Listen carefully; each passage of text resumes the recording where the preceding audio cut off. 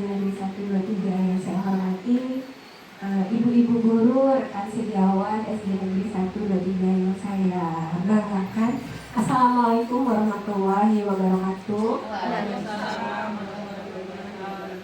Puji dan syukur marilah sama-sama kita panjatkan kehadirat Allah Subhanahu wa Ta'ala, karena pada hari ini kita semua diberikan nikmat kesehatan jasmani dan rohani sehingga bisa sama-sama berkumpul di ruangan kantor kita ini guna melaksanakan diskusi tentang budaya positif di sekolah. Salawat serta salam tidak lupa pula selalu kita sampaikan kepada junjungan kita Nabi besar Muhammad SAW. Baiklah ibu-ibu semua, pertama-tama saya mengucapkan terima kasih yang sebesar-besarnya karena pada hari ini ibu-ibu sudah bersedia hadir meluangkan waktu untuk sama-sama berkumpul di sini. Kita akan berkolaborasi, berdiskusi tentang sehubungan dengan aksi nyata yang saya lakukan sebagai pemenuhan tugas di modul 1.4 sebagai CGP Angkatan 11. Jadi hari ini kita akan sama-sama membahas tentang apa sih budaya positif di sekolah. Nah, sebelum itu izinkan saya memperkenalkan diri dahulu ya, ibu-ibu. Saya yakin sebenarnya ibu-ibu sudah kenal dengan saya karena kita sudah lama saling berkolaborasi di sekolah kita ini. Tapi biar lebih afdol, hari ini saya memperkenalkan diri kembali. Jadi, saya Fatma Novita. Kebetulan saya mengikuti kegiatan guru penggerak di Angkatan 11 ya. Jadi saya berasal dari Kota Palembang. Nah, pada kesempatan hari ini kita akan membahas aksi nyata budaya positif di sekolah, yaitu di SD Negeri kita 123 Palembang. Nah, berikut ini adalah fasilitator saya, yaitu Bapak Bagus Bintang Soekarno MKG. Jadi beliau ini berada di Surakarta. Jadi beliau hanya memantau lewat udara ya Bapak Ibu. Sedangkan yang di tengah ini adalah pengajar praktik saya, Ibu Evi Martusilia SPD MPD. Nah, dan berikutnya adalah saya sendiri, Fatma Novita SPD, CGP Angkatan 11. Baiklah Ibu-Ibu, apa sih latar belakang saya yang melatar belakangi pembuatan budaya positif di sekolah? Jadi dalam mewujudkan budaya positif di sekolah itu, guru memegang peranan sentral untuk mendukung dan mempromosikannya di sekolah. Jadi siapa sih yang berperan? Jadi banyak ya, bukan hanya guru. Karena kalau guru sendiri tanpa dukungan tidak akan tercapai. Kemudian guru bertindak sebagai model perilaku yang baik, menunjukkan nilai-nilai seperti empati, integritas, dan kerjasama dalam interaksi sehari-hari dengan siswa. Nah, inilah hal-hal yang mendasari latar belakang budaya positif. Selanjutnya, apa sih tujuan aksi nyata ini dibuat? Jadi yang tujuan awal yaitu melaksanakan sosialisasi mengenai budaya positif. Kemudian di sini nanti saya juga akan menjelaskan tentang perubahan paradigma belajar, disiplin positif, posisi kontrol restitusi, keyakinan kelas, dan juga segitiga restitusi. Agar apa? Agar nanti dapat mewujudkan visi sekolah melalui penerapan budaya positif, yaitu terbentuknya karakter disiplin yang kuat. Selanjutnya, apalagi tujuannya, yaitu menumbuhkan dan membiasakan budaya positif dengan keyakinan kelas, menguatkan peran sebagai guru penggerak melalui aksi nyata, segitiga restitusi, dan posisi kontrol sebagai manajer. Iya Ibu-Ibu, masih semangat ya? Masih. Iya, karena siang ya kita mulainya, jadi saya yakin juga sedikit mengantuk. Baik, kemudian tolak ukur. Jadi untuk mengetahui sejauh mana kegiatan ini sudah dilakukan dan untuk mengontrol kegiatan agar tetap terarah pada tujuan yang sudah diterapkan, maka tolak ukur yang digunakan adalah sebagai berikut. Yang pertama, terbentuknya keyakinan kelas sebagai pedoman dalam memecahkan permasalahan yang ada di kelas. Selanjutnya, keyakinan kelas inilah yang dibentuk atas kesepakatan peserta didik bersama wali kelas. Kemudian yang kedua, peserta didik dan wali kelas harus selalu konsisten dalam menjalankan keyakinan kelas, mengaplikasikan proses segitiga restitusi dalam membantu siswa dengan posisi kontrol sebagai manajer. Nah, Bapak Ibu, seperti kita ketahui bersama ya, untuk mewujudkan suatu budaya positif di sekolah diperlukan suatu nilai-nilai kebajikan.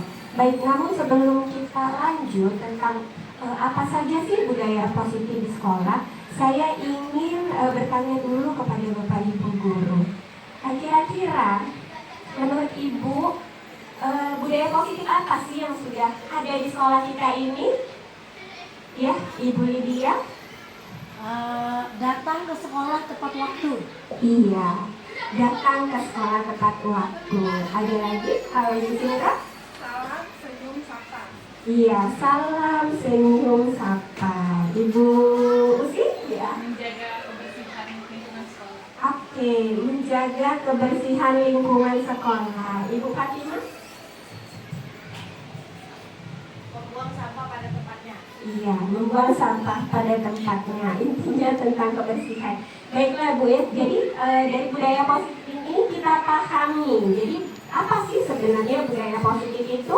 Jadi kalau dari tadi yang ibu-ibu sampaikan, oh senyum, sopan, santun, sapa ya, kemudian buang sampah pada tempatnya, kemudian tadi Bu Lydia menjawab datang tepat waktu. Jadi artinya apa? Budaya positif itu adalah suatu kebiasaan baik ya yang sudah ada, sudah muncul di sekolah. Nah, sekarang tugas kita ini bagaimana kita mempertahankannya atau yang lebih baik lagi meningkatkannya menjadi lebih baik dan selalu diikuti oleh seluruh warga sekolah, bukan hanya murid ya, tetapi seluruh warga. Kita sebagai guru pun harus mengikuti apa yang sudah ada di sekolah.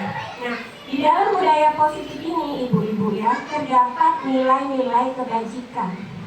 Jadi, nah kalau untuk kita wilayah pendidikan kita, nilai-nilai kebajikan ini tertuang di dalam profil pelajar Pancasila. Ya, kita ketahui semua profil pelajar Pancasila itu apa? Merupakan sejumlah ciri karakter dan kompetensi yang diharapkan untuk diraih oleh peserta didik yang didasarkan pada nilai-nilai luhur Pancasila.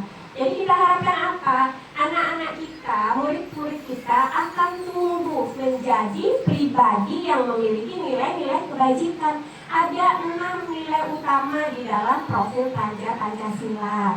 Yang pertama itu beriman, bertakwa, kepada Tuhan Yang Maha Esa dan berakhlak mulia. Jadi ibu-ibu ya, kita sebagai guru tentunya mengharapkan bahwa siswa kita ini akan memiliki nilai kebajikan ini yang apa? Beriman dan bertakwa. Ini adalah nilai dasar ya ibu-ibu tentang religius. Kenapa? Ketika anak dalam kesehariannya dia memegang teguh nilai religius, maka otomatis akan bisa mengontrol perilakunya yang lain. Ketika dia berbuat, dia sadar nilai religius yang ada di dalam hatinya, dia tahu, ada Tuhan, ada Allah yang mengawasi saya. Jadi ketika dia akan melangkah melakukan sesuatu, dia akan paham, dia akan tahu mana perbuatan yang baik dan tidak. Selanjutnya ada yang kedua, mandiri. Jadi anak-anak didik kita diharapkan dia bisa tumbuh menjadi sosok mandiri yang tidak selalu bergantung kepada orang lain. Dia bisa menemukan inovasi terbaru, menemukan hal-hal baru yang bisa meningkatkan kemampuannya. Selanjutnya yang ketiga, bergotong royong. Kita berharap murid kita ini memiliki nilai gotong royong. Kenapa? Karena ini merupakan nilai leluhur ya, nilai kepribadian bangsa Indonesia. Gotong royong itu merupakan ciri khas bangsa kita ya ibu-ibu. Jadi jangan sampai ini hilang, ini harus ditanamkan dan dipertahankan. Wujudnya bagaimana? Banyak perwujudannya. Contohnya kita ada kegiatan Jumat bersih. Jadi ketika hari Jumat kita mengadakan pembersihan dulu, nah itu menjadi gotong royong. Kemudian ketika hari Senin sebelum kita melaksanakan upacara, petugasnya bahu membahu menyiapkan peralatan, menyiapkan perlengkapan, kemudian membereskannya lagi. Nah itu adalah wujud dari gotong royong. Hari Jumat juga ketika kita akan yasinan, menata tempat, menyiapkan tikar, itu merupakan wujud dari gotong royong. Kemudian berkebinekaan global. Jadi dari tutur kata, dari perilaku harus diwujudkan dengan kebinekaan. Kita harus saling menghormati, mengajarkan anak untuk menghargai perbedaan di antara sesama, ya. Selanjutnya bernalar kritis. Nah, kita harapkan anak-anak kita, siswa kita mampu bernalar kritis. Artinya apa? Dia bisa mengetahui hal-hal yang baik, yang lebih baik, atau dia bisa mengadopsi pengetahuan yang berasal dari luar negeri, memilah-milah ya dari luar. Jadi bukan berarti kita menutup, kita bisa menerima, tetapi harus menyaring mana yang yang baik untuk kita dan mana yang tidak. Selanjutnya kreatif. Jadi anak-anak kita diharapkan mereka juga bisa berinovasi, menghasilkan sesuatu yang baru, ya. Kenapa itu ngantuk ya? Ngantuk. Ini ada lagunya. Gimana supaya semangat dan tidak ngantuk ya? Karena ini siang. Kita nyanyikan dulu lagu Profil Pelajar Pancasila ya. Oke, siap. Kita nyanyi sama-sama Profil Pelajar Pancasila. Ibu-ibu bisa ya? Oke, 1, 2, 3. Pelajar Pancasila beriman dan bertakwa pada Tuhan Yang Esa dan berakhlak mulia, berkebinekaan global, gotong royong mandiri, kreatif dan bernalar kritis. Oke, terima kasih Bu. Sekali saja aku sudah bisa menjernihkan mata ya. Baiklah, kita lanjut. Ibu sih, kita lanjut. Baiklah, apa sih yang akan saya bahas pada kesempatan hari ini ya? Jadi ada 7 konsep budaya positif yang saya angkat. Yang pertama itu adalah perubahan paradigma belajar, kemudian yang kedua disiplin positif dan nilai kebajikan universal, kemudian 3 motivasi perilaku manusia, keempat keyakinan kelas, 5 kebutuhan dasar manusia, 6 posisi kontrol restitusi, dan yang ketujuh segitiga restitusi. Baik, yang pertama ya Bapak Ibu, perubahan paradigma baru. Baiklah. Sebelum kita bahas, saya ingin ibu-ibu melihat dulu. Ada gambar di sini. Gambar siapakah? Ki Hajar Dewantara. Ya, tepat sekali. Jadi beliau ini adalah Bapak Pendidikan Nasional kita, Ki Hajar Dewantara ya. Jadi apa sih perubahan paradigma baru yang kita dapat? Jadi kalau perubahan menurut Bapak Pendidikan Indonesia, Ki Hajar Dewantara, adalah menuntun segala kodrat yang ada pada anak agar mereka mencapai keselamatan dan kebahagiaan yang setinggi-tingginya, baik sebagai manusia maupun sebagai anggota masyarakat.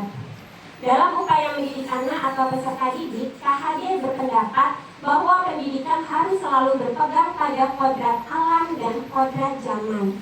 Kodrat alam yang dimaksud adalah kekuatan, potensi, atau keadaan diri yang secara alamiah atau idiosinkratik melekat pada diri masing-masing individu. Sedangkan kodrat zaman adalah kekuatan potensi atau keadaan diri yang berubah secara dinamis sesuai dengan kondisi sosial budaya masyarakat atau perkembangan zaman. Nah, jadi ibu-ibu semua di sini kita ketahui bahwa mendidik anak itu harus sesuai dengan kodrat alam dan kodrat zaman. Kenapa? Kenapa? Ada yang mau berpendapat? Kenapa? Iya, Ibu Lydia. Iya. Kenapa kita harus mendidik anak itu sesuai dengan kodrat alam dan kodrat zaman. Ibu mau jawab yang mana dulu? Yang dua-duanya? Boleh langsung. Iya boleh, silakan Bu Lydia. Terima kasih pada Ibu Novi. Baiklah Bu, kenapa kita harus mendiri? Karena kita sesuai kodrat alam dan kodrat zaman. Kalau menurut saya, karena anak itu terlahir dengan karakternya. Jadi dia sudah punya sifat dan sifat bawaan gitu. Dan dia tumbuh yang dipengaruhi dengan lingkungannya. Jadi makanya kita harus menyesuaikan dengan kodrat yang sudah dimiliki anak tersebut. Terima kasih Bu Lydia. Kodrat alam berarti ya yang dipilih. Oke, ada yang mau menambahkan Ibu? Kalau untuk kodrat zaman, oke Ibu Vivi, terima kasih, silakan. Oke, terima kasih Ibu Novi atas pertanyaannya tadi. Mengapa Ki Hajar Dewantara itu harus melakukan pembelajaran itu sesuai dengan kodrat zaman? Ya, baiklah. Jadi dalam pembelajaran itu dinamis ya Bu. Jadi setiap pendidikan itu di setiap eranya itu pasti melakukan pembelajaran itu sesuai dengan zamannya. Apalagi di saat sekarang itu berbasis teknologi itu pasti.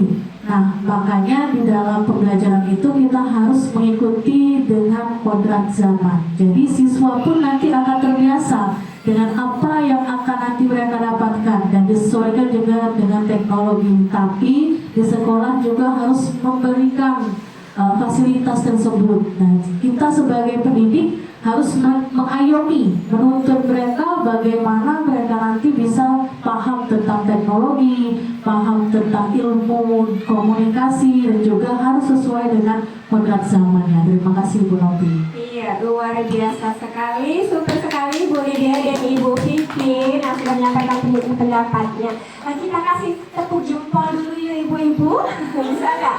Jadi tepuk jempol kanan, prok, jempol kiri, prok, dua jempol, prok, hebat. Iya, bisa Ibu ya, kita kasih tepuk jempol dulu biar melek juga tidak ngantuk. Yuk, sama-sama. Tepuk Jempol kanan, jempol kiri, dua jempol. Hebat. Oke, terima kasih sekali ya Ibu Vivin dan Ibu Lydia, sudah jelas sekali. Jadi kenapa sih kita harus mendidik anak itu sesuai dengan kodrat zaman dan juga kodrat alam. Jadi sudah kita ketahui semua, setiap anak itu terlahir dengan karakternya sendiri-sendiri. Mereka sudah terlahir dengan karakternya masing-masing. Jadi di sini tugas kita sebagai guru itu hanya mengarahkan. Oh, kita sudah tahu ya anak ini seperti ini. Jadi tugas kita mengarahkan dan meluruskan. Kalau misalnya dia salah, kita tunjukin bagaimana yang benarnya. Nah, jadi tugas guru adalah menuntun, memberikan contoh teladan dan memberikan hal-hal yang baik, menunjukkan ke arah sehingga mereka nanti bisa menjadi manusia yang berhasil ke depannya. Kemudian, kenapa kita harus mendidik anak sesuai dengan kodrat zaman? Iya, tentu saja. Kenapa?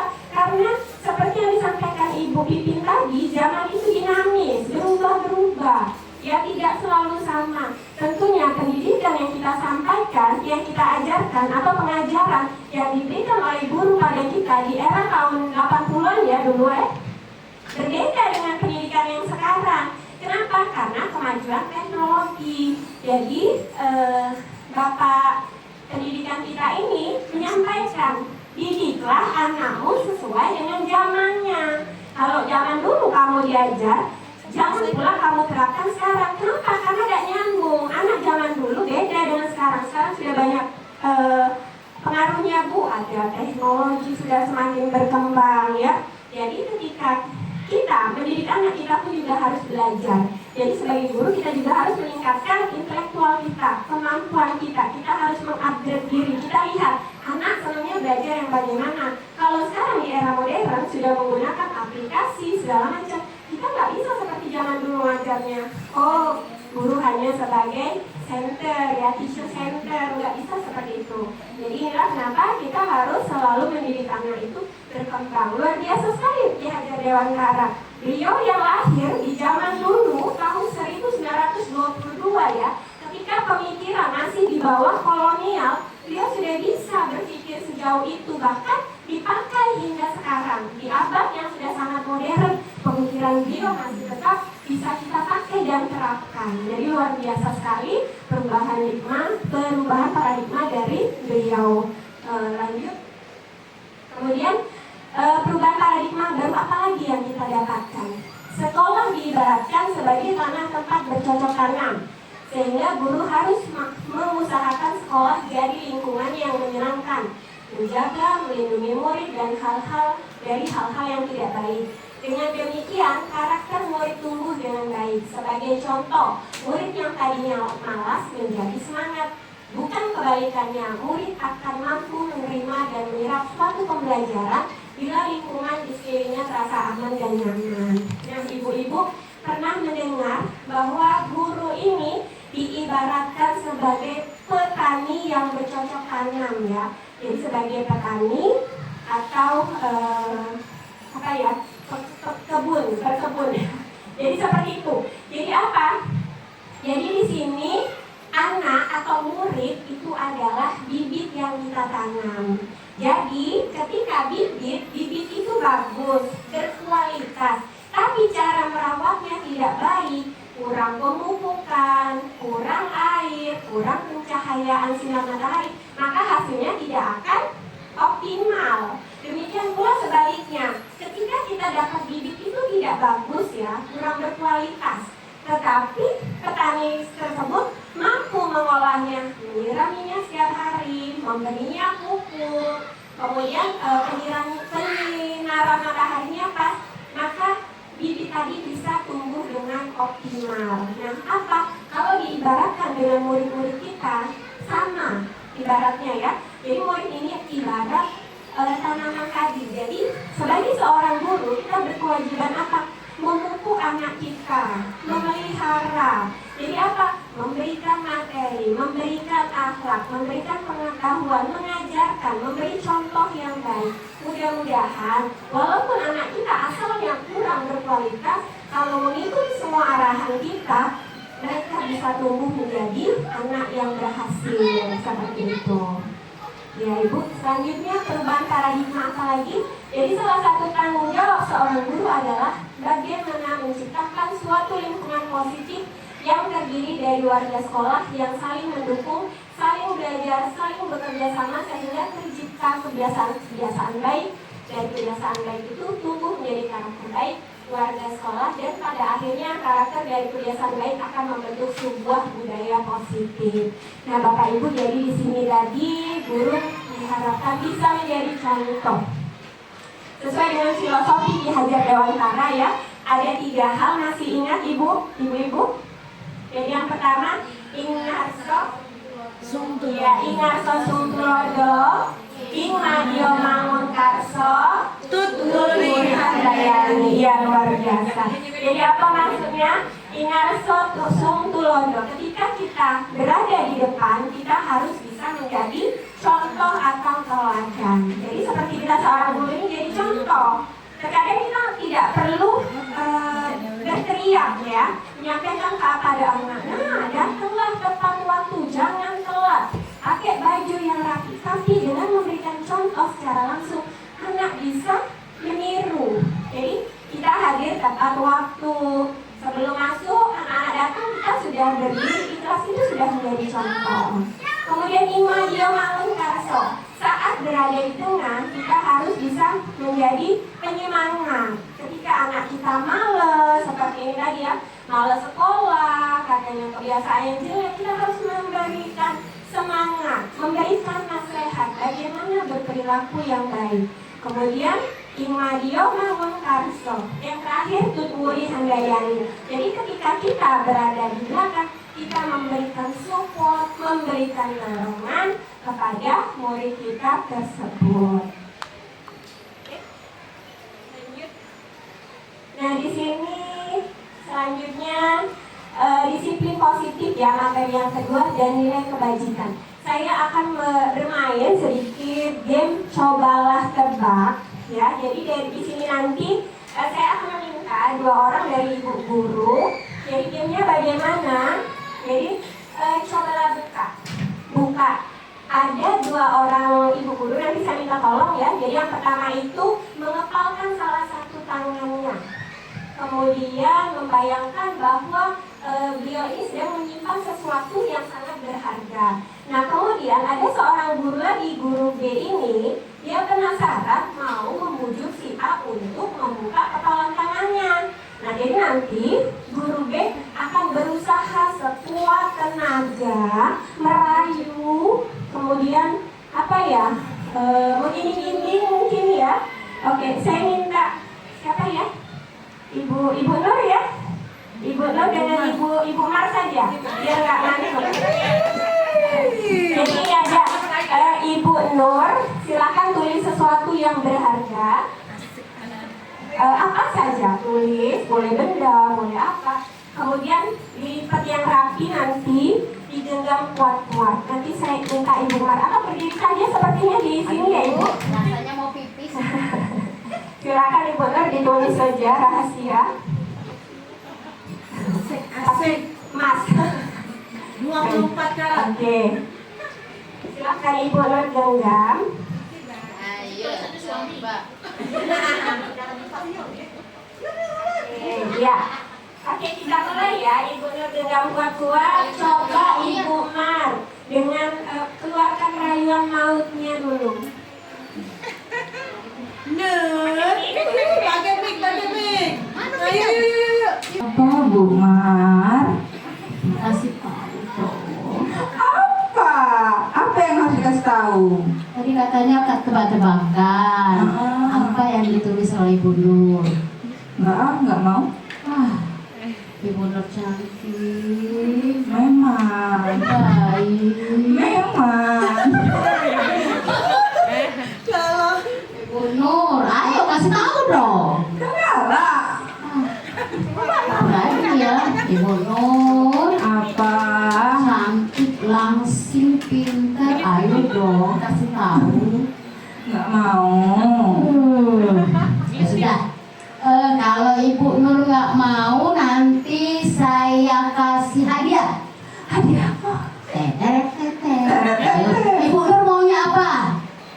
Apa ya? Maunya apa? Nanti saya kasih hadiah deh. Mobil? Oh, jangan kayak itu lah. Mobil kuncinya ada kuncinya. Enggak mau. Nggak mau. Tetap Pelit enggak ya, Ibu mau. Nur, pelit. Oh, Ibu Nur kasih tahu dong. Enggak mau. Ada duit. Maunya berapa? Tetap lagi. Enggak mau buka. Ya sudah, kalau saya itu. Mana? Iya. Penasaran apa dia itu? Ya sudah, kalau ibu Berharga. sudah dirayu udah galak, duit udah galak, dibeli mobil Fortuner udah galak juga. Kalau cek itu aku udah galak lagi berkawan dengan Ibu Nur. Ya Allah, Mas, jangan. Jangan. Mas, kalau berkawan dengan Ibu Nur, pelit Ibu Nur, tak lagi dia tahu. Jangan. Ya Allah. Oh iya. Ingat ya. Kasih tahu Dia ya. deh, oh tak kena cium, mah. Apa? Oh ya. Kita buka. Jangan dah terkejut. Nyesel aku nunjuk ngomong ke Fortuner tadi. Apa? HP baru.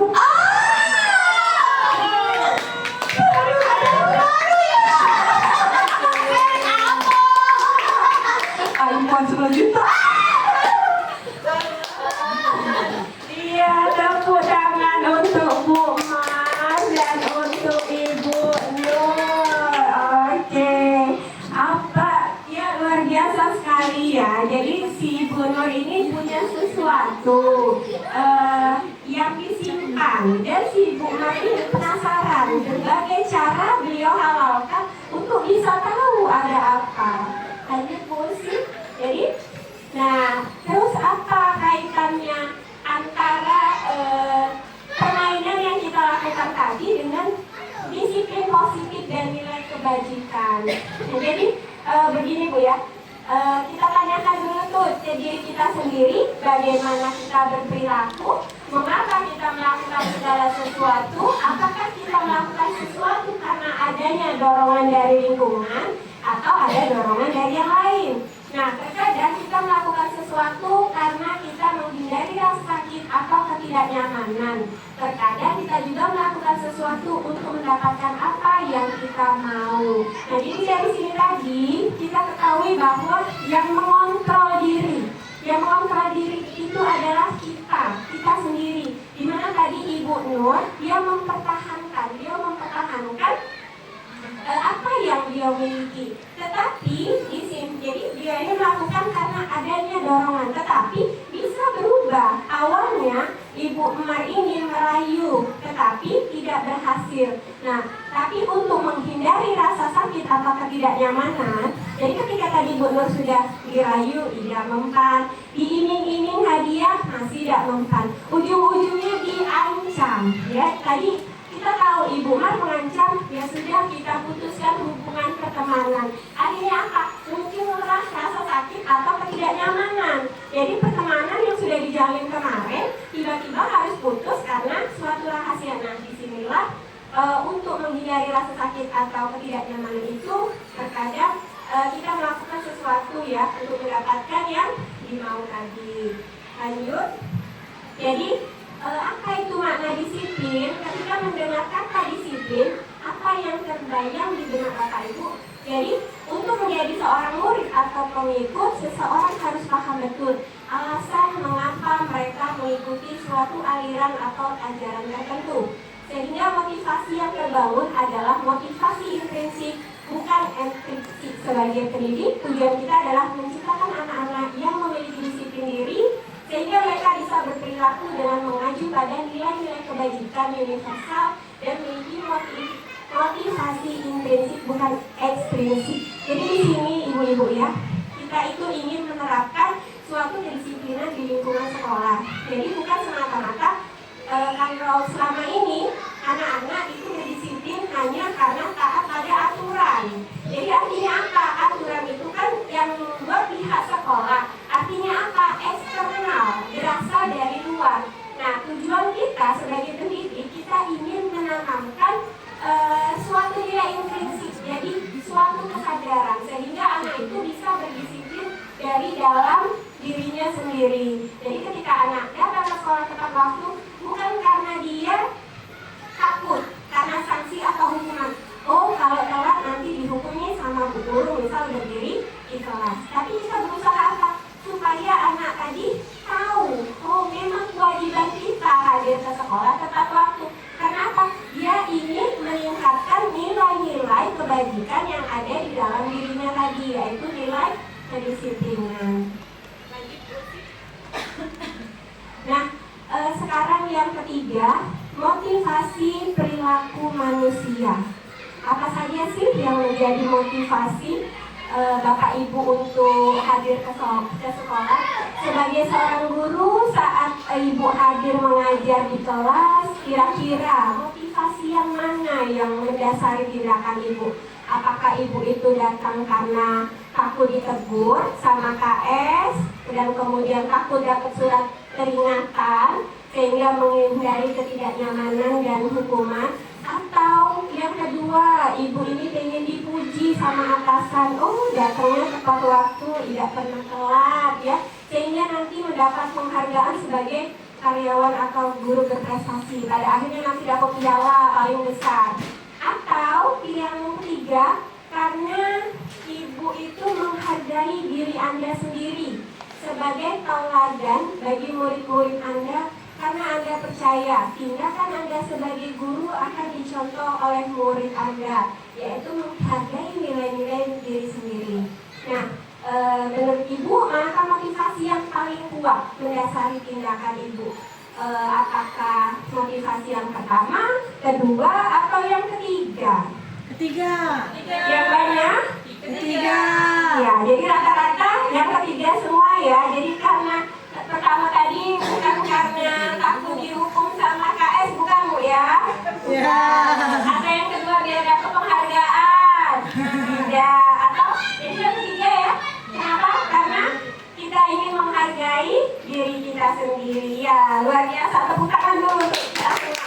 Mudah-mudahan inilah yang menjadi motivasi kita ke depannya terus ya ibu-ibu. Lanjut. Nah, jadi motivasi perilaku manusia ini ada 3 ya. Menurut Dian Gosen dalam bukunya Respecting School Discipline ada 3. Yang pertama itu untuk menghindari ketidaknyamanan atau hukuman ya. Berarti itu eksternal ya Bu ya. Jadi kita datang tepat waktu intinya cuma biar gak dihukum, biar tidak kena teguran sama KS, biar kalau kita face-printnya tidak telat seperti itu ya. Nah kemudian kedua untuk mendapatkan imbalan. Jadi kita bukan karena ingin dapat piala di akhir nanti, bukan. Nah ini juga termasuk eksternal karena dari luar. Nah yang kita harapkan ini yang ketiga, menjadi orang yang mereka inginkan dan menghargai diri sendiri dengan nilai-nilai yang mereka percaya atau motivasi intrinsik. Jadi ibu-ibu semua di sini sudah berharap yang 3 ini Bu ya, motivasi yang ketiga ini yang paling baik posisinya. Oke lanjut.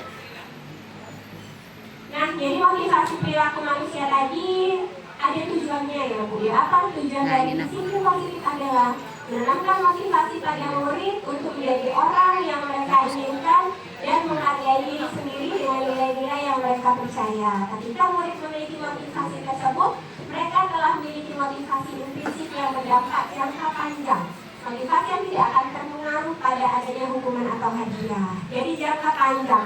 Kalau tadi di gurunya, sekarang di anaknya. Jadi Bu, jangan sekali-sekali kita itu, atau kalau awalnya, dulu saya sering berpikir begini, ketika anak, rajin sekali hadirnya, selama seminggu ini nggak pernah bolos, selama 1 semester masih terus, nanti ibu kasih hadiah, apa hadiahnya, bisa kas baru. Jadi akhirnya apa? Bukan intrinsik yang timbul, tapi ekstrinsik karena iming-iming. Jadi akhirnya apa? Ini tidak akan bertahan lama Bu, hanya jangka pendek. Hanya 1 semester itu baik anak kita mengikuti aturan.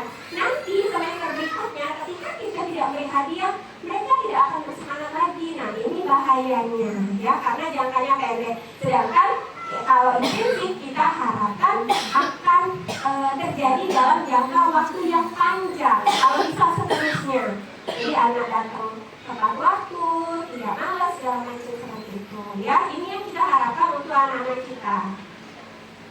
Lanjut, berikutnya ada keyakinan kelas. Keyakinan kelas itu apa? Nah, sebelum kita masuk ke keyakinan kelas, kita lihat dulu keyakinan. Jadi keyakinan itu adalah nilai-nilai kebaikan atau prinsip yang disepakati bersama. Hal-hal baik apa sih yang harus kita munculkan di lingkungan kelas kita?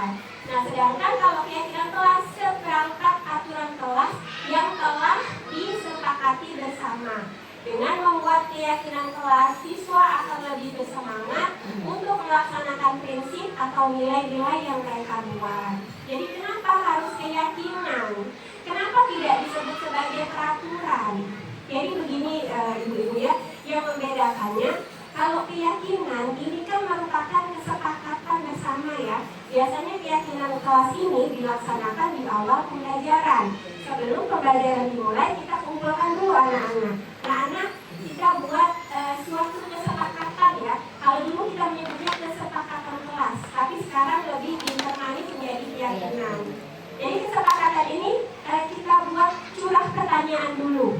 Kita tanya ke anak-anak. Kalau kemarin saya kelas 1, anak kan belum ngerti tuh. Jadi kita gunakan kata yang sederhana. Anak-anak kalian tuh pengennya gimana sih? Kalau di kelas kita harus berbuatnya seperti apa? Oh Bu, gak boleh ngobrol saat belajar. Boleh. Jadi ketika kita akan membuat suatu keyakinan kelas, maka awal yang kita lakukan adalah kita tanya dulu anak-anak dan kita catat, kita buat catat. Oh yang pertama seperti ini, yang kedua, oh Bu, tidak boleh buang sampah sembarangan. Kemudian yang ketiga, Bu, tidak boleh makan saat belajar. Kita tulis semuanya. Setelah kita tulis, nanti kita saring. Kemudian keyakinan kelas ini kalimatnya itu harus positif, tidak boleh negatif. Jadi ketika anak mengatakan tidak boleh datang telat, kita buat hadir tepat waktu. Kalimat kalimat positif yang kita gunakan. Dari curahan banyak usulan dari anak-anak, nanti kita kerucutkan, kita lihat nilai kebajikan apa yang muncul. Jadi ketika anak bilang, Bu, tidak boleh telat, harus datang tepat waktu, dia kebajikan apa yang timbul? Oh, disiplinnya ada. Kemudian ketika anak, Bu, tidak boleh saling ganggu, Bu ya, tidak boleh saling berantem, nilai kebajikan apa yang ada? Saling menghormati. Jadi nanti kita tentukan, kita buat dulu pertanyaannya, kita tentukan nilai kebajikan apa yang muncul, kemudian kita tampilkan dalam kalimat positif, baru kita munculkan keyakinan kelas. Kita tulis, keyakinan kelas itu tidak boleh banyak-banyak ya Ibu. Mungkin 5 sudah cukup. Tujuannya apa? Agar mudah diingat, jadi anak tidak lupa. Nah, seperti itu. Nah, ini disiplin positif yang diterapkan untuk membangun budaya positif di sekolah. Yang pertama, keyakinan kelas bersifat lebih abstrak daripada peraturan lebih rinci dan konkret. Nah, namanya kesepakatan, jadi itu sesuai apa yang anak-anak sampaikan. Jadi terkadang kita tidak buat nyata. Kalau beda dengan peraturan kita tulis harus begini-begini ya. Jadi kalau keyakinan merupakan kesepakatan. Yang keduanya, keyakinan kelas berupa pernyataan-pernyataan universal. Jadi kalimatnya umum yang mudah dipahami, yang disampaikan anak-anak. Kemudian yang ketiga, dibuat dalam bentuk positif. Yang seperti saya bilang tadi, tidak boleh ada kata tidak ya. Jadi kalau misalnya kemarin pernah salah ya, saya juga pernah salah buat ya Bu ya. Karena sekarang saya juga baru paham setelah belajar, ternyata harus positif. Jadi kita tidak boleh menulis tidak boleh datang terlambat. Kita harus nulisnya hadir tepat waktu seperti itu. Keyakinan kelas hendaknya tidak terlalu banyak sehingga mudah diingat dan dipahami. Iya Bu, seperti saya bilang tadi cukup 5 atau 6. Jangan 10 Bu, 12. Nanti kalau kita tanya, ayo keyakinan kelas mana yang kamu langgar? Itu pikir, panjang. Jadi cukup 5 saja.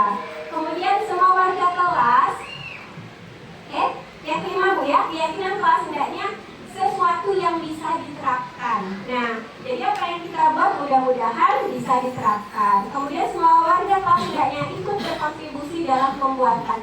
Jadi kalau pembuatan itu seluruh siswa kita libatkan Bu ya, jangan kita pilih kamu aja nak, kamu yang pintar, kamu yang kurang pintar, gak usah, jangan, seluruh kita pintai pendapat. Kita gali pendapat seluruh siswa, nanti baru kita satukan yang mana yang lebih menonjol.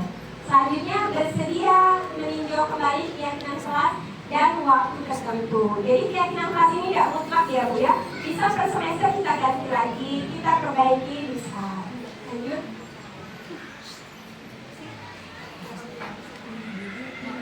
Nah, poin kelima, kita sudah sampai di poin yang kelima, yaitu 5 kebutuhan dasar manusia. Apa ngantuk ibu-ibu? Sepertinya sudah semangat ya. Oke, tepuk semangat dulu aja kita ya. Tepuk semangat.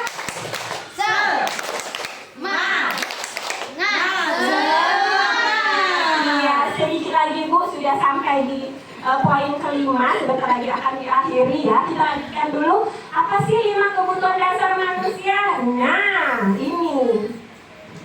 Jadi ada 5 kebutuhan dasar. Yang pertama kebutuhan hidup ya, untuk bertahan hidup atau survivor.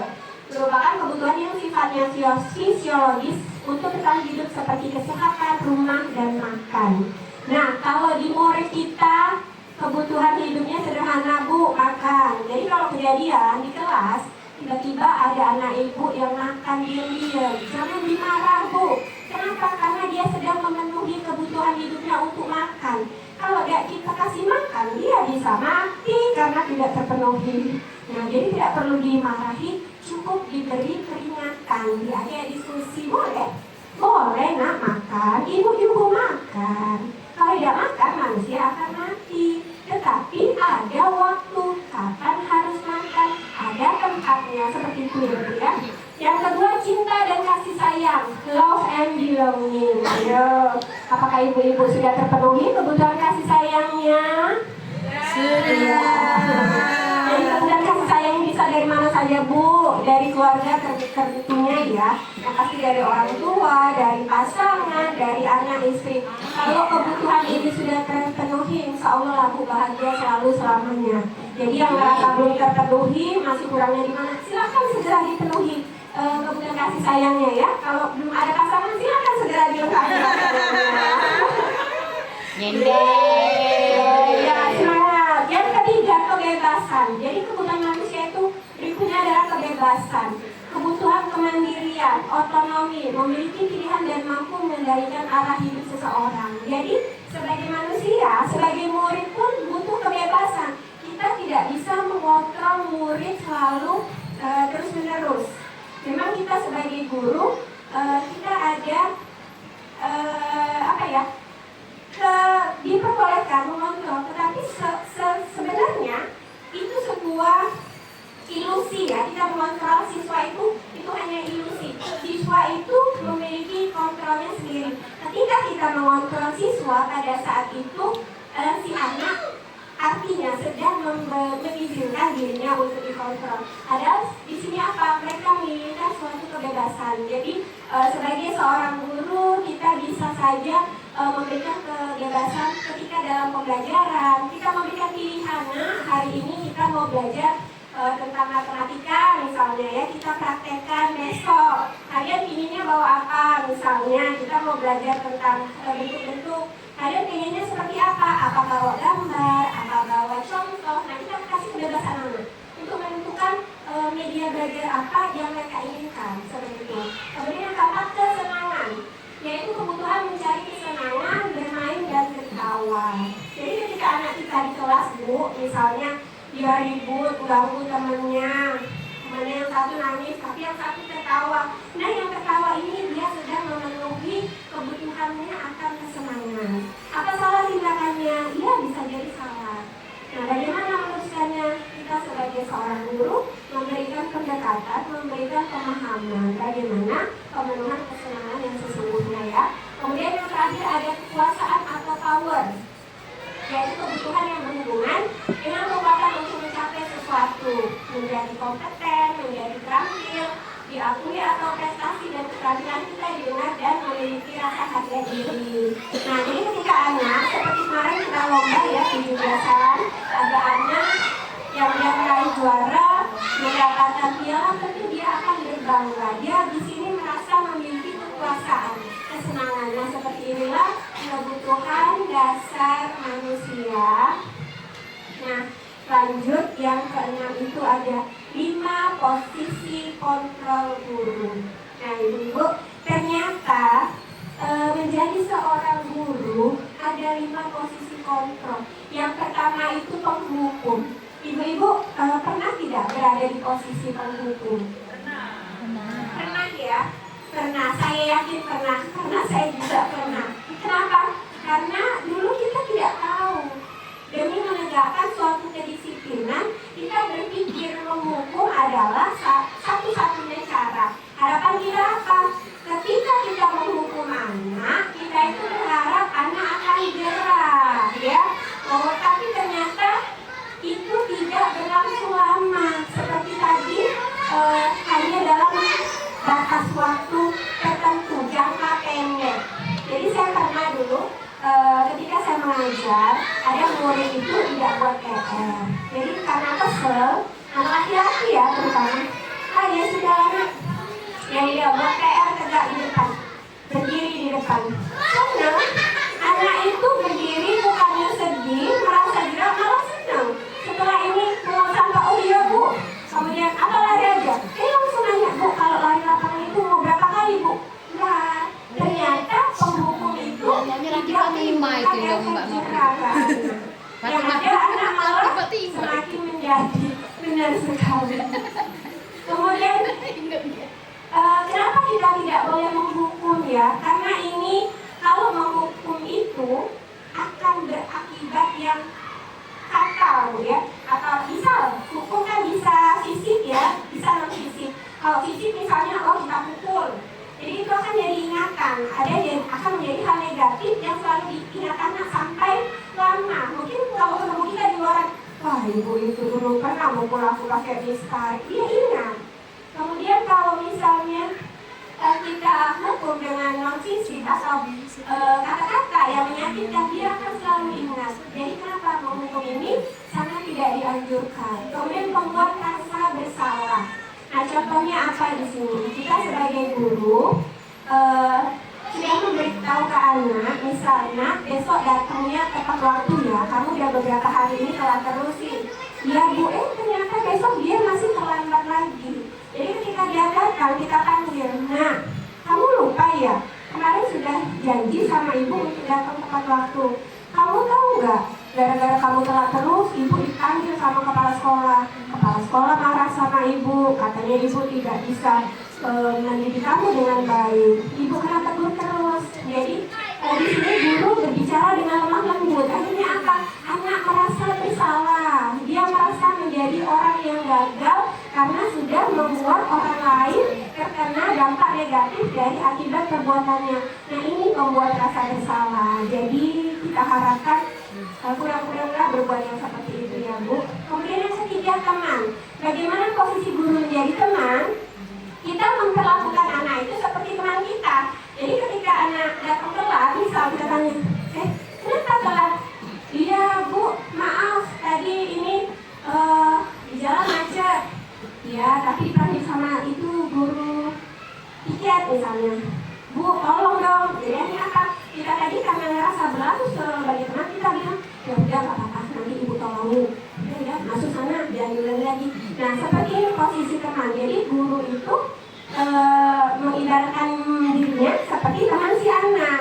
Dampaknya apa? Dampak positifnya si anak tadi dekat dengan guru ya. Tapi efek negatifnya apa? Anak menjadi ketergantungan. Jadi kalau suatu saat guru tidak nolong, pasti dia mikir, ya ibu ini gak nolong lagi. Atau akhirnya apa? Anak nanti akan ibarat kata tuh kurang aja sama guru ya. Jadi tidak ada batas lagi dia berperilaku terhadap gurunya. Jadi ini kurang dianjurkan juga. Kemudian yang pemantau. Pemantau ini sebagai guru namanya kita pemantau, berarti kita mengawasi kegiatan anak. Jadi ketika contoh anak datang, kita tahu, oh kamu telat. Di sini kita sampaikan ke anak, kamu hari ini telat ya. Sambil mengawasi kegiatan anak, anak sudah paham. Dia bilang, iya Bu, saya telat. Jadi saya harus ini ya mengerjakan tugas saya ya. Pasti ibu nyuruh saya nggak boleh istirahat. Iya misal. Jadi anak sudah tahu ketika kita menjadi pemantau, kita memberikan hukuman, tapi tanpa kita ucapkan anak sudah tahu apa yang akan dilakukannya. Dia sadar apa yang akan dilakukan, dia melakukannya dengan keinginannya sendiri. Nah ini juga kurang tepat. Jadi apa yang tepat? Menjadi posisi manajer. Manajer ini adalah posisi yang paling utama di antara 5 posisi kontrol guru. Bagaimana Bapak Ibu berperilaku ikhlas? Diharapkan Ibu bisa menjadi posisi manajer. Bagaimana itu posisi manajer? Di sini kita sudah lebih paham bagaimana cara mendisiplinkan anak kita. Seandainya ada murid yang bermasalah, kita mencari solusi, kita melakukan pendekatan kepada anak-anak ya. Nanti bisa dengan cara segitiga restitusi itu bisa dilaksanakan. Jadi kita ajak komunikasi, kita cari kalau dia telat terus, kita cari sumber permasalahannya itu apa, kita tanyakan, kemudian nanti apa lagi. Jadi di sini anak-anak itu pada akhirnya sadar, diharapkan dia sadar kesalahannya tadi di mana, dan dengan hal ini tadi dia bisa berubah, berperilaku lebih baik bukan karena eksternal, melainkan dari dalam dirinya sendiri. Oke, lanjut di segitiga restitusi. Jadi ini sudah poin di penghujung ya ibu-ibu. Jadi segitiga restitusi ini apa sih? Jujur saya juga baru dengar ketika saya belajar di CGT ini ya tentang segitiga restitusi. Ternyata adalah suatu proses menciptakan kondisi bagi murid untuk memperbaiki kesalahan mereka sehingga mereka bisa kembali pada kelompok mereka dengan karakter yang lebih kuat.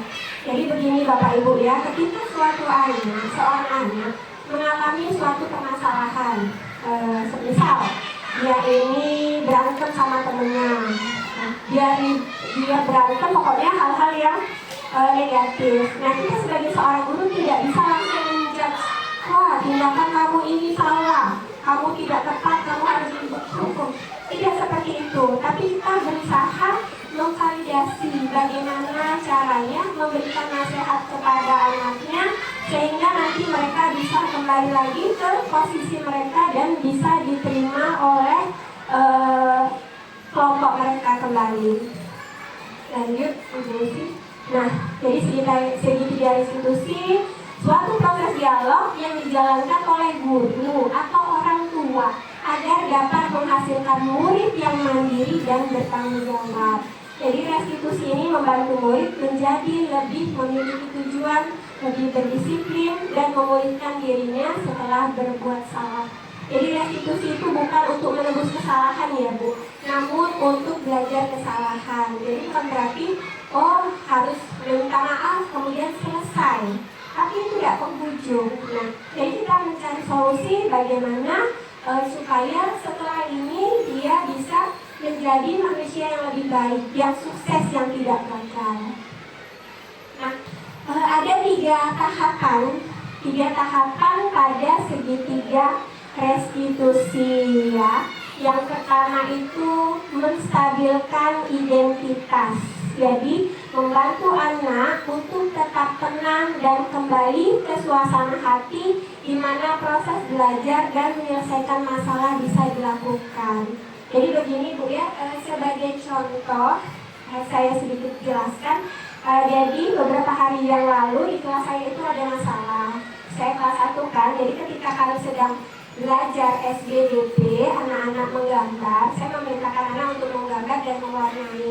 Jadi ada anak saya yang ribut, berteriak, marah-marah, dia teriak sampai ngebrak-ngebrak meja. Jadi saya panggil, ternyata itu ada si Kiana dan si Maulana. Saya tanya, saya panggil anaknya, saya pisahkan dari teman-temannya supaya emosinya bisa dikendalikan. Saya tanya, nah di sini saya berusaha mempraktekkan apa itu kegiatan dari 3 tahapan restitusi. Yang pertama, menstabilkan identitas. Jadi saya panggil si anak dalam keadaan emosi, saya suruh dia duduk dulu, saya tanya, kenapa Kiana marah-marah?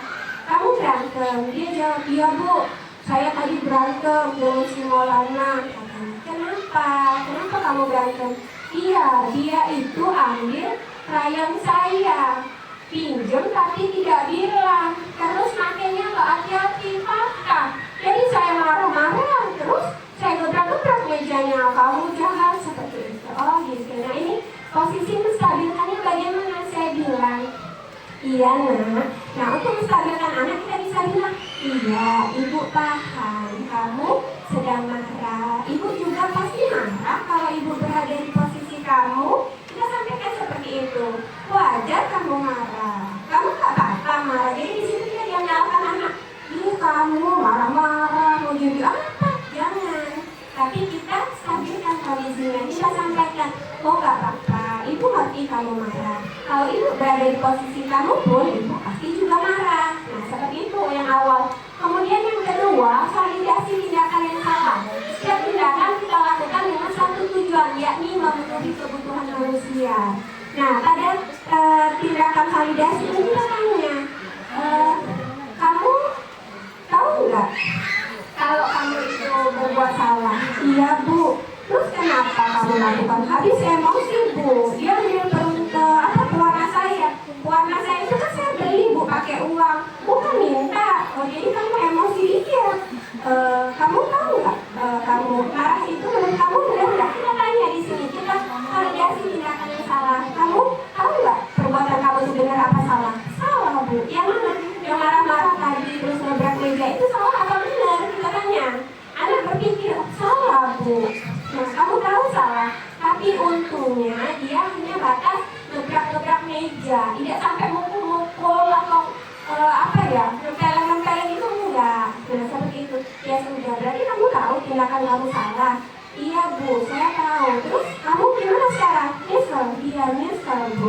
Nah ketika kita sudah memvalidasi tindakan salah, kita tanyakan keyakinan kelas, membantu anak untuk dapat gambaran yang jelas tentang orang seperti apa yang mereka inginkan. Nah kita tanya, jadi menurut kamu yang kamu lakukan tadi sudah benar belum? Salah Bu. Kira-kira tindakan kamu tadi sesuai nggak dengan keyakinan kelas kita? Kita tanya, anak kami bilang enggak Bu, nggak nggak sesuai. Terus keyakinan kelas apa yang sudah kamu lakukan? Pasti bilang, ya Bu, harus saling menghormati. Nah, ketika kamu marah-marah tadi, kamu menghormati enggak? Enggak, Bu. Nah, jadi seperti itu. Kita gali informasi dari si anak, kemudian nanti mereka akan menemukan sendiri solusinya. Nah, sudah itu kita tanya lagi. Nah, jadi sekarang terus gimana? Berikutnya, masih mau marah-marah terus? Enggak, Bu. Iya. Jadi pinginnya kayak mana? Iya, Bu, mulai besok nggak mau marah-marah lagi. Walaupun krayonnya tadi sudah patah, kan ya sudah memang ya sudah patah, Bu. Nah, terus kamu gimana mau memperbaikinya? Ya, Bu, saya nggak akan mengulangi lagi. Terus kalau seandainya besok terjadi lagi hal yang seperti itu, apa yang kamu lakukan? Besok saya nggak akan marah-marah, Bu. Saya nggak akan ngebrak meja lagi. Terus bagaimana? Saya laporan aja sama ibu. Saya bilang ke ibu tentang kelakuan si Maulana tadi. Nah, itu yang kita harapkan.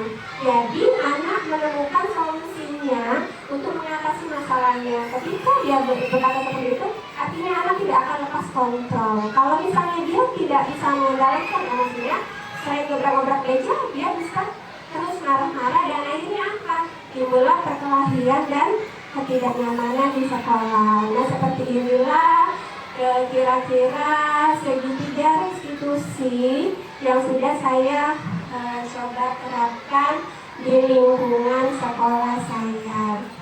Nah, jadi Bu, ketika sudah sampai di poin ke-7, maka hari sudah pembahasan yang kami sampaikan pada hari ini.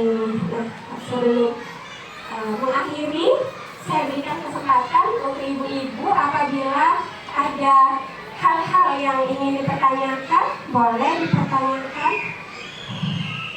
Ada yang mau bertanya, silakan. Ya, oh iya, Ibu Fatima boleh. Silakan Ibu Fatima.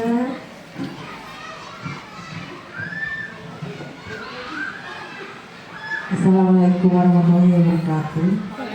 Waalaikumsalam warahmatullahi wabarakatuh. Duduk baik.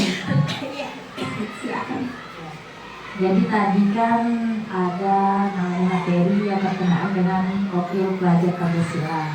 Nah, di sini kan banyak nih kasus anak-anak yaitu yang sering terjadi kan biasanya di kelas maupun di kelas rendah maupun di kelas tinggi itu perbedaan warna kulit, kemudian ras, suku, agama. Nah, itu sering membeda-bedakan. Nah, di sini pertanyaan saya, bagaimana menumbuhkan nilai berkebinekaan global dalam diri siswa untuk menjaga keragaman di kelas? Iya. Sudah, Bu? Baik, terima kasih Ibu Fatima menanyakan bagaimana sih cara apa tadi menerapkan kebinekaan global di kelas ya. Nah, baik Ibu Fatima, jadi begini Bu ya, seperti yang saya sampaikan tadi bahwa nilai-nilai kebajikan itu diharapkan muncul secara intrinsik, bukan karena ekstrinsik ya. Jadi kita harapkan itu nilai-nilai itu muncul dari dalam diri sendiri. Kalau kita buat aturan, itu sudah sering kita buat, itu saling hormat menghormati. Kemudian, nah jadi apa yang harus kita lakukan? Kita kembalikan lagi ke keyakinan kelas awal tadi, Bu ya. Jadi ketika di awal, ketika kita sedang ingin membuat keyakinan kelas, kan kita curah pendapat, curah pertanyaan. Setiap anak kita minta untuk menyampaikan pendapatnya masing-masing. Keyakinan kelas apa sih, Nak, yang harus kita lakukan di kelas? Itu sudah ada muncul. Dan ada yang menjawab saling hormat menghormati. Nah, kemudian nanti ketika sudah kita buat dalam suatu keyakinan, kita kembalikan lagi kepada mereka. Kita kembalikan. Nah, jadi ketika di kelas ada anak itu memang sering muncul ya perbedaan ras, saling mengolok-olok. Bukan hanya ras, kondisi fisik juga. Yang itu gundul, yang ini kurus, yang itu hitam, yang ini keriting. Nah, kita kasih pengertian ke anak. Nah, anak. Jadi kita tuh nggak bisa Bu kalau harus menghukum, tapi kita tumbuhkan kesadaran karena itu yang penting. Jadi kita ajarkan anak. Nah, kita berbeda-beda. Manusia dilahirkan dengan ketentuan yang berbeda. Itu siapa yang menciptakan? Allah yang menciptakan, Tuhan yang menciptakan. Ketika di awal pembelajaran kita sudah membuat kesepakatan saling menghormati. Nah, kalian saudara, siapa yang bertanggung jawab? Siapa yang harus melaksanakan? Kita kan anak, kita kembalikan. Kita Bu. Nah, ketika kalian saling mengolok-olok, apakah itu sudah sesuai dengan kesepakatan yang kita buat? Pasti mereka akan jawab, tidak Bu. Harus apa kita? Saling menghormati, saling menghargai. Melihat kebajikan apa yang timbul penghormatan tadi. Nah, jadi ketika kalian mengolok-olok teman kalian, mengatakan ini pendek ini, apakah itu sesuai dengan keyakinan kelas? Tentu mereka akan jawab tidak. Jadi apa yang kalian tulis ini tidak bisa dipraktekkan, berarti nanti anak akan berpikir. Jadi pada akhirnya kita harapkan anak akan berubah. Karena kalau kita paksakan itu sulit. Jadi kita berusaha menanamkan kesadarannya dari dalam diri. Setiap hari juga kita sampaikan Bu ya, pentingnya tentang menghormati saling perbedaan. Kita ingatkan lagi di profil pelajar Pancasila bahwa yang pertama tadi beriman dan bertakwa.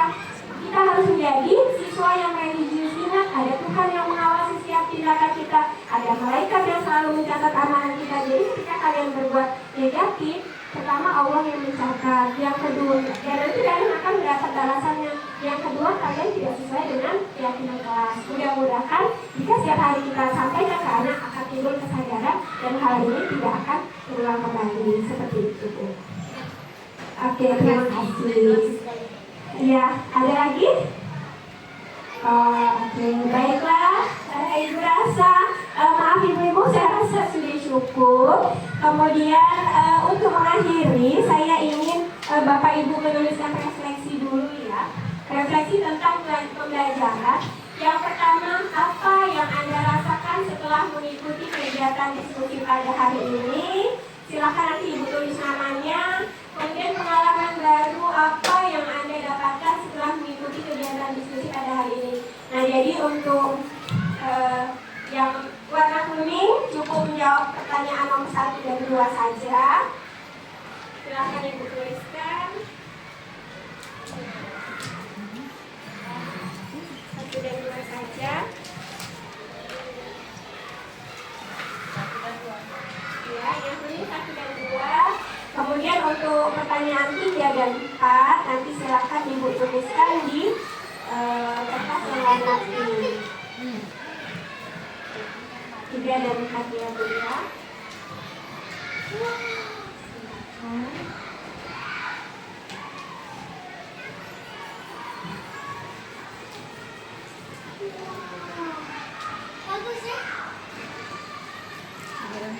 Sudah dapat ini.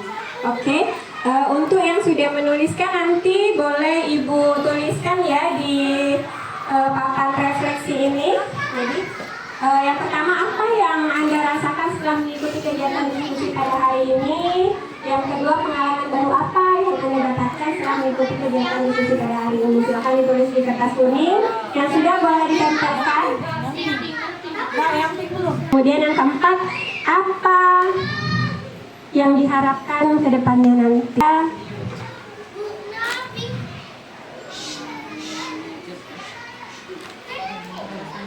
Ya.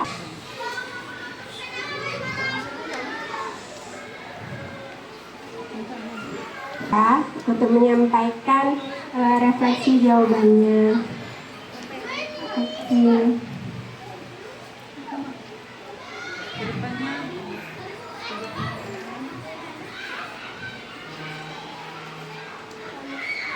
Satu dan 2, siapa yang ingin menjawab?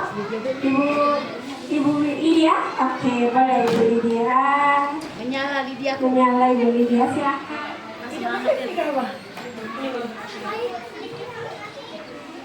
Terima kasih kepada Ibu Novi yang telah memberikan kesempatan kepada kami untuk mengikuti kegiatan pada hari ini. Yang pertama, apa yang saya rasakan setelah mengikuti kegiatan diskusi pada hari ini? Yang jelas saya sangat bahagia dan bersyukur sudah dapat mengikuti kegiatan pada hari ini yang telah Ibu Novi lakukan. Yang kedua, pengalaman baru apa yang saya dapatkan setelah mengikuti kegiatan diskusi pada hari ini? Yang jelas banyak sekali pengalaman yang saya dapatkan pada hari ini, terutama itu tentang disiplin positif yang dapat dilakukan di sekolah. Jadi banyak sekali pembelajaran yang saya dapatkan, mulai dari kebutuhan dasar manusia, posisi kontrol, teori motivasi. Semoga dapat saya terapkan, Bu Novi. Terima kasih. Iya, terima kasih. Tepuk tangan untuk Ibu Lydia. Terima kasih banyak Ibu atas refleksinya dan tanggapannya. Sekarang untuk pertanyaan ketiga dan empat, ya Ibu-Ibu masih pada menempel hasil tanggapannya, silahkan. Kemudian saya minta satu perwakilan untuk menjawab pertanyaan 3 dan 4. Sepertinya Ibu Nur sudah selesai. Kepada Ibu Nur, saya persilahkan. Oke. Iya, kenapa? Baiklah, saya akan merefleksi diri ya. Iya. Untuk nomor 3 dan nomor 4. Di antara kelima posisi kontrol guru, di manakah letak posisi Anda saat ini? Jelaskan alasannya.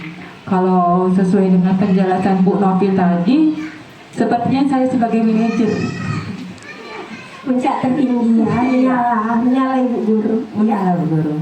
Saya tidak pernah memberi hukuman kepada anak. Jadi menurut saya sudah termasuk di posisi manajer kontrol. Karena setiap masalah saya tidak akan balik kepada saya, tapi saya tanya ke anaknya, apa sebab dia melakukan kesalahan, terus kemudian bagaimana, dan seharusnya bagaimana, dan solusinya bagaimana. Kemudian apa yang Anda harapkan ke depannya nanti. Ya, sesuai dengan apa yang kami lakukan, membuat kesepakatan kelas di kelas kami. Saya harapkan anak-anak saya nanti dapat mendisiplinkan diri mereka dan memiliki tanggung jawab yang telah kami buat, dan sehingga kelas kami menjadi lebih disiplin dan lebih tertib lagi. Oke, terima kasih. Alhamdulillah, tepuk tangan untuk kita semua. Baiklah Bapak Ibu, Ibu-Ibu ya, terima kasih atas partisipasinya hari ini. Alhamdulillah, hari ini saya sudah melaksanakan praktik baik sebagai syarat kelengkapan di modul 1.4. Saya ucapkan terima kasih kepada ibu-ibu semua yang hari ini sudah meluangkan waktunya untuk mendampingi saya dalam melaksanakan kegiatan, untuk ikut berdiskusi bersama ya. Terima kasih, semoga kedepannya kita selalu kompak, dan harapan saya kedepannya nanti kita bisa menjadi guru yang lebih baik lagi sesuai dengan filosofi Ki Hajar Dewantara. Terima kasih atas kehadiran ibu-ibu semua. Semoga apa yang kita laksanakan hari ini mendapatkan berkah dari Allah Subhanahu wa Ta'ala ya, yang bermanfaat untuk kita semua. Baiklah, mari kita sama-sama menutup acara ini dengan mengucapkan hamdalah. Alhamdulillahirabbil alamin. Ya, akhir kata, wabillahi taufiq wal hidayah. Wassalamualaikum warahmatullahi wabarakatuh. Waalaikumsalam warahmatullahi wabarakatuh.